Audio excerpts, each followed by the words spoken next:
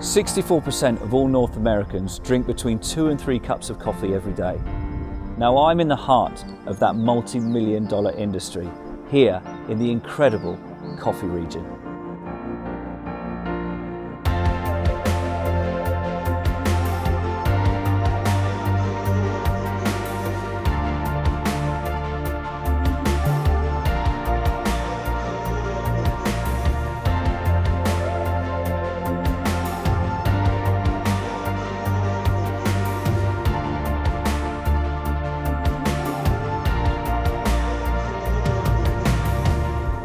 It's a real pleasure for me to be presenting to you the Colombian coffee region.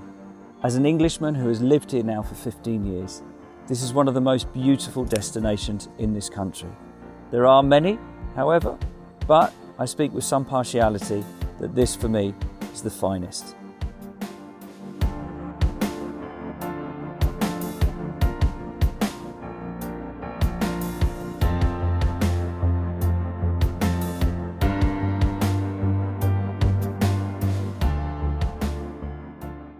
I left everything behind in the UK for a life of travel in 2003, and after 18 months hitchhiking around South America, I came across Colombia. To me, it was a land of complete contrast, with every new bus ride I took from coast to coast and mountains to jungle. Each destination as unique as the one before, and its people the friendliest on the continent. So I decided to stay and start Colombia 57 with my business partner Russell, and shortly after, our third business partner Brendan joined us. From very humble beginnings, we have created a network of suppliers throughout the country and made the coffee region our home and headquarters, creating our families and our business. UNESCO declared the coffee cultural landscape of Colombia a World Heritage Site, allowing greater exposure to the world and increased knowledge of this region, brimming with culture, biodiversity, adventure, and above all, offering a comfortable and broad-ranging style of travel. So let's start with how do we arrive to the coffee region. The coffee region is made up of 3 unique departments, each with a principal city and airport. It sits on the Central Andean mountain range. The most northerly of the departments is Caldas. Caldas's principal city is Manizales, which sits at an altitude of approximately 2,200 meters above sea level. The city was actually the first of 3 principal cities of the coffee region to be founded by settlers travelling south from Antioquia, and is host to several renowned festivals throughout the year. Moving further south to the next department is Risaralda and its principal city of Pereira. This is the largest city in terms of population in the region. The most southerly department you will see in blue is the department of Quindío and its principal city of Armenia. Maybe the smallest of the 3 departments, but in terms of the leisure travel industry, it is probably the most frequented and developed. Air routes to Colombia are developing and now much more improved, with daily flights from Europe, the US and other regions of the world. Most flights from the US will connect from Bogotá, however one popular route is connecting through Panama City directly into Pereira. Flight times are relatively short from Bogotá, and due to the size of the airports, travel is quick and easy when arriving. The connection in El Dorado Airport in Bogotá from your international flight to the regional departure terminal is incredibly easy, and to support this, the airport has been named the best airport in South America by World Airport Awards. The largest airport with the largest frequency of flights into the coffee region is La Matacaña Airport in Pereira. However, regular flights are also available to both La Nubia in Manizales and Eliden in Armenia. It is worth noting La Matacaña has now opened its new terminal, which will make for a more enjoyable travel experience for your clients. When it comes to accommodation in the region, we have a plentiful selection of small and intimate hotels, fincas and haciendas that are perfect for couples, families and small groups. And for the incentive markets and other larger groups, there are several very good options that boast conference and event facilities. As you can see in the list, which is purely for example, as there are many more hotels in our portfolio, we try and choose the most traditional possible with the best amenities. There are no real 5-star properties in the coffee region, but when you have the surroundings of the mountains and the greenery, that really is your luxury. The image on this slide is of the Hacienda Venecia in Caldas. Moving on to the larger properties, there are options for larger hotels in each department.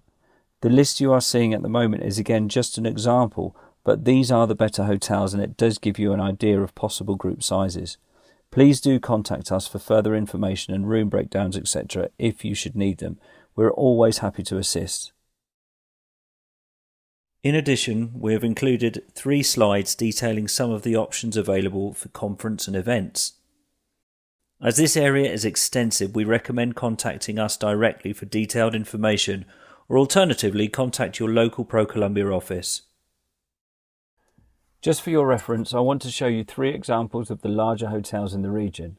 On the left-hand side, you can see that the Sonesta is a modern building with all up-to-date amenities, including pools, spas, gymnasiums and large dining facilities. They even have a rotating restaurant at the top of the hotel. You can see this in the image as the circular section. At the top right, Termales de Otoño offers the additional extra of pools fed from the thermal springs from the Los Nevados National Park. With this hotel, it allows clients the opportunity to relax after a full day of activities that I will explain in a while. And finally, the Macawa Resort. This is a new build property, but in the traditional style of the fincas in the region. So here you get modern amenities in a traditional feel hotel. The colours are bright, thought out, and it's a good place to be staying, especially in a group or with the family. This image is a standout reason for why people come to the coffee region. It's green, lush and diverse. The region is absurdly photogenic and often included on photographic tours for its panoramic views. Most journeys take just that little bit longer, as there is always a photo opportunity for your Instagram account on the way. You will see in the image that besides the coffee, bamboo commonly grows, including a species called guadua. This material is used in traditional house building as well as the creation of furniture, which suits many a hacienda. Culinary delights are abound in the region, with options for most dietary requirements. We grow so much here and the food is fresh and generally healthy, but we do have some naughty but nice desserts as well. Dotted along the mountain roads and in small towns, restaurants such as the one in the image offers quality local food for every palate, and also every budget. Most local food is quite heavy and will certainly set you up for the day. There are many beautiful towns and villages, to name but a few: Salento, Finlandia and Salamina. Again, photogenic but also wonderful places for lunch and coffee while your guides take you through the narrow streets and talk you through the local history and culture. Many of the activities that you will see in the next few slides take place in and around the towns, so guests will always have the opportunity to visit at least one during their day. This image is actually of Buena Vista and taken from the plantations of Café San Alberto. Of course, no trip to the coffee region is complete without a visit to one of the many coffee plantations in the region. Our portfolio of haciendas offer interesting insights for those who enjoy their coffee, but don't necessarily understand the process of getting it from the plantation to the cup. There are many variations of these tours, from short 2-hour introductions to the general working of a plantation to a full-day immersive experience that include an insight into the work and lives of a coffee picker, the growing techniques and the processing, together with coffee cupping lessons. This image is a wonderful example of what we can do with families with young children who maybe aren't quite as interested in the science and technology of coffee growing just yet. Some locations allow more fun learning, where parents can enjoy learning about the process while the kids have the chance to partake in fun exercises such as pottery and painting their own coffee cups. Some overland tours can be extended into overnight stays. A very good example of this is a visit to the Town and National Heritage Monument of Salamina in Caldas.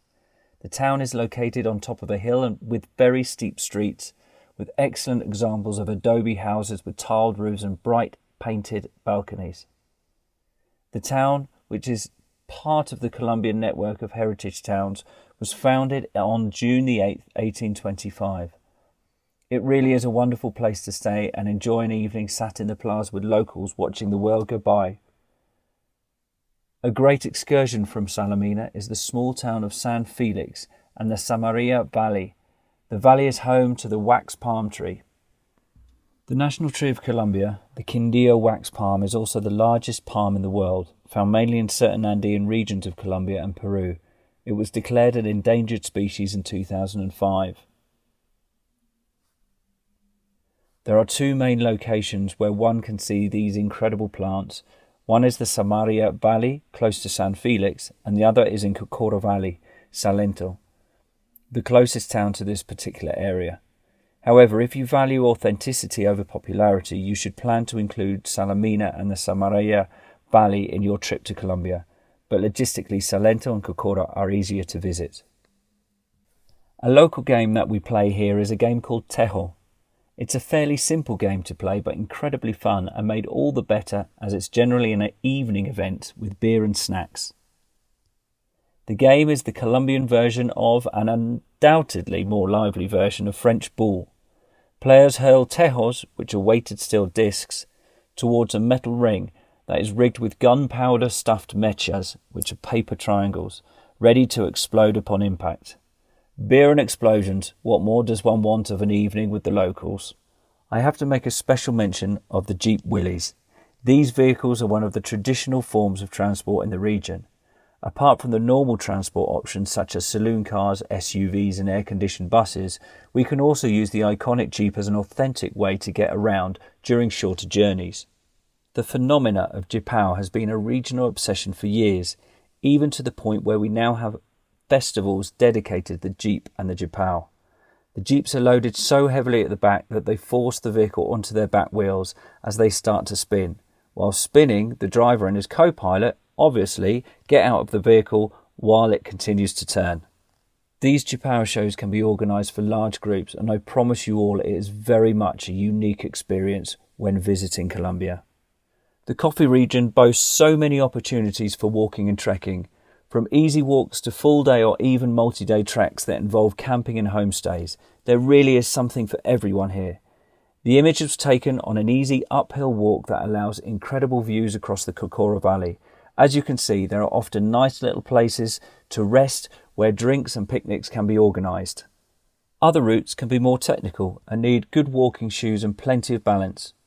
This image is en route to a small reserve called Acaime, a sanctuary for hummingbirds and a welcome rest point. One standout location for trekking is the Los Nevados National Park. Hiking and trekking are among the favourite activities which, in addition to unforgettable walks with panoramic views of volcanoes, allow the visitors contact with a diverse variety of flora and fauna. There are numerous trails of varying difficulties that can be done with an authorised guide from the park.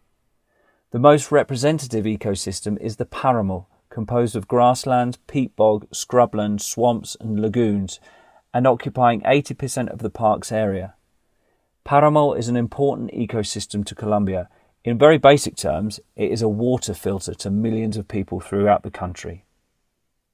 There are several access points to the park, but the most accessible is from Caldas.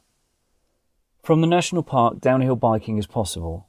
So in one day you could visit unique ecosystems, take in the spectacular views of the volcanoes and valleys, have the opportunity to view endemic bird life, and then downhill before relaxing in thermal pools to rest your aching bones. In fact, mountain biking in general is big here. The coffee region, especially Manizales, has a global reputation for its quality of trails. Another interesting activity is on a bamboo balsaje raft on the River Vieja. This again is great for all types of traveller. There are no rapids, it's just an easy, simple boat ride with flora and fauna, a picnic, and if you want, you can jump off and have a swim downriver before the raft picks you up again. Before I finish this short introduction to this region, I would like to mention just a few of the specialised activities that are available in the region. The orchid is Colombia's national flower, and some would say with good reason, as we have the largest number of orchids in the world, over 1,500 to be exact. We provide opportunities to visit orchid growers and understand the complexities of this incredible genus. The coffee region is incredibly rich in bird life. Birding takes many forms, from sitting on your hotel balcony to getting out into the wilds. According to the South American Classification Committee of the American Ornithological Society, the avifauna of Colombia has 1,851 confirmed species. 81 of those are endemic. One such sought-after bird is the buffy helmet-crest hummingbird, found in the Páramo of Los Nevados National Park. Golf is also a primary pastime for many in the region, as we have 3 golf courses in close proximities. Courses in Armenia, Pereira, Manizales allow long golf breaks in boutique hotels, a valid option for some. Finishing off now, I've listed some of the other locations accessible to the coffee region, showing that there are many combinations available before flying up to the coast. So here I am back in the office. I hope you found the video informative. We look forward to seeing you here in the Colombian coffee region. Please stay in touch and please stay safe. See you soon.